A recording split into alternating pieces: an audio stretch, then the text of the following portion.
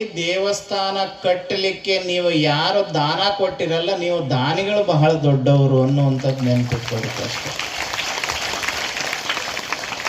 ಮಾರ್ಗದರ್ಶನ ಏನು ಯಾರು ಕೊಡ್ಬೋದು ನೋಡ್ರಿ. ದಾನ ಕೊಟ್ಟವ್ರು ಯಾಕೆ ದೊಡ್ಡವರು ಅಂತಂದ್ರೆ, ಬೇಡವನ ಕೈ ಎಲ್ಲಿರ್ತದ? ಕೆಳಗಡೆ ಇರ್ತದ. ಕೊಡುವವನ ಕೈ ಎಲ್ಲಿರ್ತದ? ಮ್ಯಾಲಿರ್ತದ.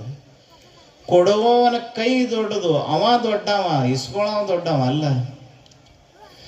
ಎಲ್ಲಿವರೆಗೂ ದಾನವನ್ನ ತೆಗೆದುಕೊಂಡು ಹೋಗಿ ಸದುಪಯೋಗ ಮಾಡುವಂತ ಜನ ಅದಾರ, ಅಲ್ಲಿವರೆಗೂ ನಮ್ಮ ದೇಶದಲ್ಲಿ ಕೊಡುವಂತ ದಾನಿಗಳು ಎಂದೂ ಕಡಿಮೆ ಇಲ್ಲ ಅನ್ನೋದಕ್ಕೆ ಸಾಕ್ಷಿ ಪಾಮಲದಿನ್ನಿಯ ಸದ್ಭಕ್ತರು ಅಂತಕ್ಕಂಥದ್ದನ್ನು ನೆನಪಿಟ್ಕೋದು. ಯಾಕಂದ್ರೆ ಇದೇನು ಸಾಮಾನ್ಯವಾದ ಕೆಲಸ ಅಲ್ಲ, ಒಂದು ಸರ್ಕಾರ ಮಾಡುವಂತ ಕೆಲಸ.